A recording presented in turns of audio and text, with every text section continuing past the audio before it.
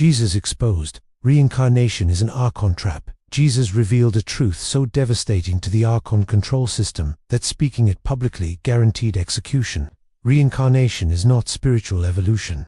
It is not karma working toward enlightenment. It is a forced recycling mechanism designed by the Demiurge to ensure pneumatic souls never escape the material prison. The wheel of birth and death is not natural law. It is Archon engineering. In his private teachings preserved only in the most hidden Gnostic manuscripts, Jesus described the intermediate realm where souls go after the body dies. The Church later called it purgatory and filled it with theological nonsense about temporary punishment. But Jesus taught something far more sinister. This realm is a processing center, a cosmic assembly line where Archons systematically strip souls of memory, implant new desires for physical existence, and thrust them back into flesh before they can remember who they truly are. Eastern religions adopted reincarnation as sacred doctrine. They teach that you return lifetime after lifetime to learn lessons, balance karma, achieve enlightenment. This is exactly what the Archons want you to believe. Because if you think reincarnation is spiritual progress, you will never question the system. You will accept your imprisonment as divine plan. But Jesus came from beyond the Demiurge's reach. He knew the truth. Every time a pneumatic soul dies and returns to matter, the divine spark grows dimmer. The connection to the monad weakens. The amnesia deepens. This is not evolution. This is grinding down, wearing away the light until nothing remains but an empty vessel the Archons can use indefinitely. The Valentinian Gnostics taught that most souls have already cycled through the wheel hundreds of times. Each lifetime they forget a little more. The moment of death should be the moment of liberation.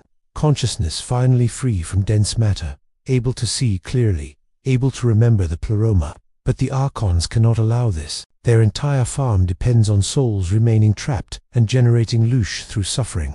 So they built the Reincarnation Trap, a system so sophisticated that most souls never realize they had a choice. Tonight you will learn how the trap functions, the exact mechanisms the Archons deploy, the memory wipe technology, the soul contracts, the manipulation tactics, and most importantly, the 5 steps Jesus taught for exiting the wheel permanently. This knowledge threatens the foundation of their prison. The Archon's most powerful weapon is not physical force, it is amnesia. Every soul born into a human body arrives with no memory of previous existence, no recollection of the pleroma, no knowledge of their true divine nature. The Church taught this memory loss is natural. The soul starts fresh, a blank slate for God to write upon. But Jesus revealed this is deliberate technology. The Demiurge constructed what the Gnostic texts call the River of Forgetfulness. In Greek mythology, they named it Lethe. The Archons positioned this energetic barrier at the entry point to physical incarnation. Every soul forced back into matter must pass through these waters. The river is not literal liquid. It is a frequency field that disrupts the coherence of consciousness. Imagine taking a clear signal and running it through static until only fragments remain. The soul emerges on the other side with core identity intact, but all contextual memory dissolved. You still know you exist. You still have consciousness, but you have no idea you are a fragment of the monad imprisoned in the Demiurge's false creation. This amnesia serves multiple purposes for the Archons. First, it prevents souls from recognizing the prison as a prison. If you do not remember freedom, captivity seems normal. Second, it makes each lifetime feel like the only one. You cannot see the pattern of being recycled endlessly.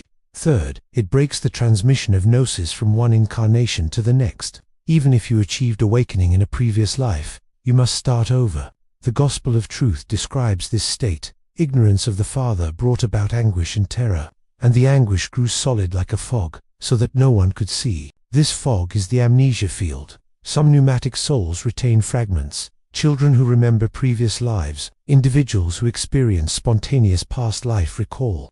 These are glitches in the system.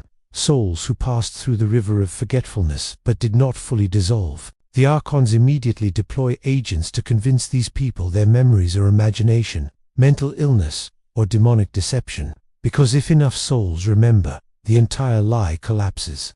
Jesus taught specific practices to pierce the amnesia before death, to maintain conscious continuity through the transition, to resist the memory wipe and enter the next realm fully aware. This is the first key to escaping the wheel. After the memory wipe, the Archons deploy their second trap, the soul contract system. In the intermediate realm between death and rebirth, disoriented consciousness encounters beings presenting as angels, guides, or ascended masters. These entities explain that the soul must choose its next incarnation. They show scenes of potential lives, families who need you, lessons you must learn, karma you must balance, and they present a contract, an agreement to incarnate into specific circumstances for spiritual growth. This appears voluntary. The beings seem loving and wise. The soul, stripped of memory and desperate for purpose, signs. But Jesus revealed these contracts are Archon fabrications. The beings are imposters, the karmic debts are invented, and once the soul agrees, the Archons have legal jurisdiction under cosmic law to force that soul back into matter. This is why the contract system exists. The Demiurge cannot completely override free will. Even his prison must operate within certain metaphysical laws established by powers beyond his reach. So instead of forcing souls directly, he tricks them into consenting. The Gospel of Philip states, "Ignorance is slavery. Knowledge is freedom." The soul contracts depend entirely on ignorance, on the soul not knowing it has other options, not understanding the true nature of the beings making these offers, not remembering that it came from the pleroma and has every right to return there. Some souls resist initially. They sense something wrong, but the Archon guides become insistent. They explain that refusing to reincarnate will leave karmic debts unpaid, that the soul will be stuck in lower realms, that loved ones are waiting and need the soul's return. Each objection is met with sophisticated manipulation designed to generate guilt, fear, or obligation. Eventually, most souls yield. They sign the contract, and the moment they do, the trap closes, forgetting intensifies, the new body calls, and consciousness plunges back into flesh with no memory of the intermediate realm or the agreement that was made. Jesus taught his disciples to prepare a specific refusal statement for this moment. 3 sentences that invoke their true identity and reject all Archon jurisdiction. These words must be memorized before death, because in the disoriented state, after the body fails, improvisation becomes nearly impossible. The pneumatic soul needs the response encoded so deeply it activates automatically. Jesus condensed the reincarnation escape method into 5 specific steps. These are not philosophical concepts, but practical actions to take at the moment of death and in the intermediate realm that follows. The first step is maintaining consciousness through the death transition. Most souls panic as the body shuts down. The fear creates disorientation that makes them vulnerable to Archon manipulation. Jesus taught a breathing meditation for the dying moment. As the physical body fails, you place all attention on the breath, not trying to control it, simply witnessing each inhalation and exhalation with complete presence. This anchors awareness, prevents the scattering that leads to amnesia. When the final breath releases, consciousness remains coherent and observant instead of dissolving into confusion. The second step is refusing the River of Forgetfulness. When you find yourself approaching the energetic barrier that induces memory loss, you must consciously reject it. Jesus taught the declaration, "I am pneuma, not psyche. I am monad, not matter. No Archon power can dissolve my knowing." Speak these words with absolute conviction. The river cannot force those who know what they are. It only works on souls in ignorance. The third step is recognizing the false guides. When beings appear claiming to be angels or masters, you apply the 3 tests Jesus revealed. First test, do they acknowledge the monad beyond the Demiurge? True divine messengers always point beyond themselves to the source. Archon imposters claim ultimate authority. Second test, do they respect your sovereignty? Real helpers honor free will, absolutely. Archons pressure and manipulate. Third test, can they exist in pure silence? Divine presence is comfortable with wordlessness. Archons must keep talking to maintain their illusion. The fourth step is refusing all soul contracts. No matter how convincing the argument for returning to flesh, you state clearly, "I do not consent to reincarnation. I do not accept karmic debt as real. I recognize no obligation to return to matter." Repeat this until the beings withdraw. They must honor refusal if stated with full consciousness and conviction. The fifth step is finding the narrow pathway that leads beyond the Archon spheres. The same left turn away from the white light tunnel that was taught in previous mysteries. This route bypasses the reincarnation mechanism entirely and leads directly toward the pleroma boundary. Understanding why the vast majority of souls continue cycling through reincarnation reveals how to avoid their fate. The primary failure point is lack of preparation. Death arrives unexpectedly for most humans. The body suddenly fails from accident, violence, or rapid illness. Consciousness has no time to organize, no opportunity to remember the escape protocol. The Archons designed civilizations specifically to keep humans unprepared for death. Every cultural system treats death as tragedy to avoid rather than transition to master. Religious institutions promise that simply believing their doctrines guarantees salvation. No training required, no practice necessary, just faith, and you will be fine. This is a catastrophic lie. The death transition is the most challenging navigation a soul ever faces. It requires specific skills, precise knowledge, rehearsed responses. Without preparation, even pneumatic souls fall back into the trap. The second failure point is emotional attachment. As the soul departs the body, it experiences intense pull toward people and places it loved in physical form. Parents, children, partners, friends, the home where it lived, the work it found meaningful. These attachments become energetic chains. The Archons amplify the longing until it becomes unbearable, and souls turn back toward flesh seeking reunion with what they lost. Jesus taught radical detachment, not from cruelty but from necessity. Every emotional hook becomes a potential trap. The pneumatic soul must love in life but release completely at death. This is not cold, this is freedom.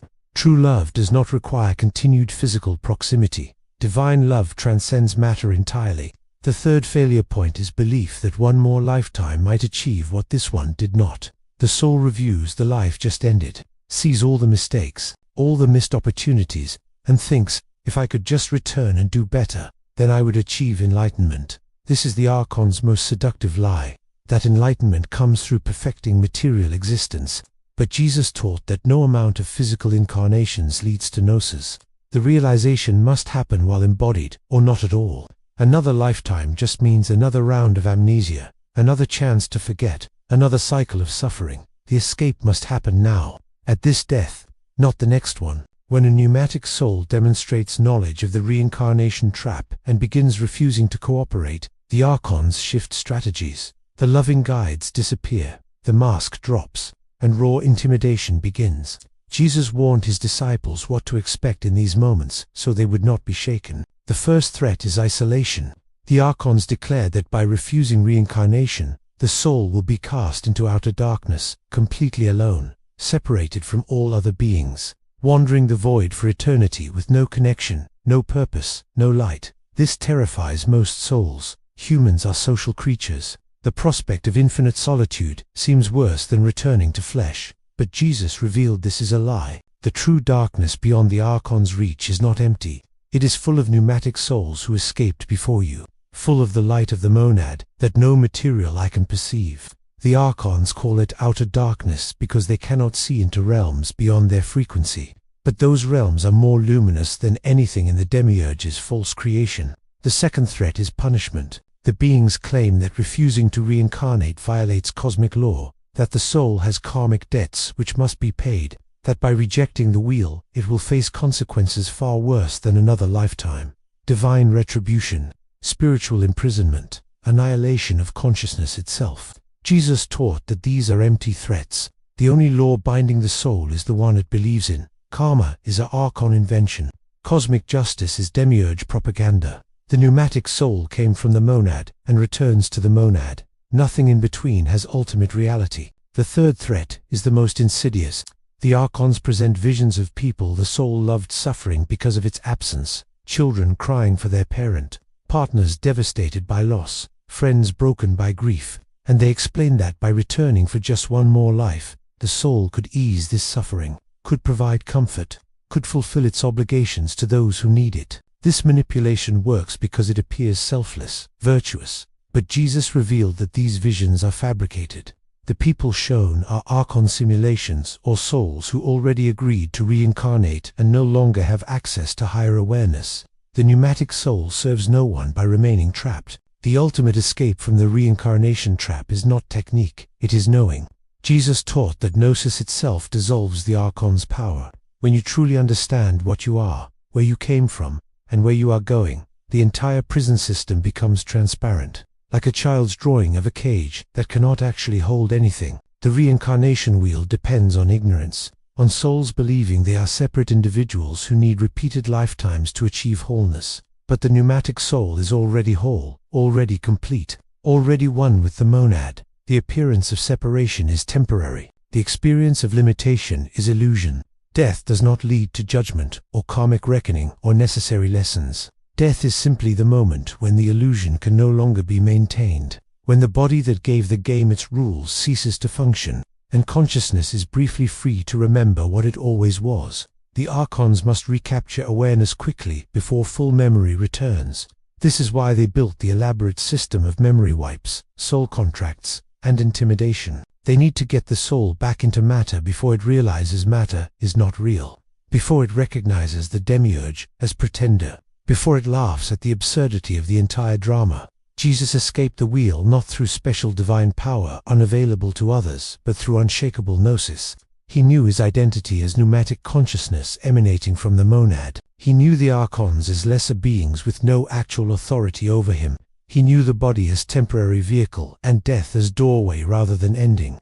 This knowing made him immune to their traps. You possess the same knowing. It simply requires activation, removal of the conditioning that obscures it. The practices Jesus taught, the hand gesture that opens the monad portal, the refusal of the light tunnel, the rejection of soul contracts. These are not giving you something you lack. They are removing what blocks your true vision. Tonight, declare your freedom. I am pneumatic consciousness. I came from the monad. I return to the monad. The wheel has no power over me. If you recognize yourself as a soul preparing to exit the reincarnation trap permanently, declare in the comments, I refuse the wheel.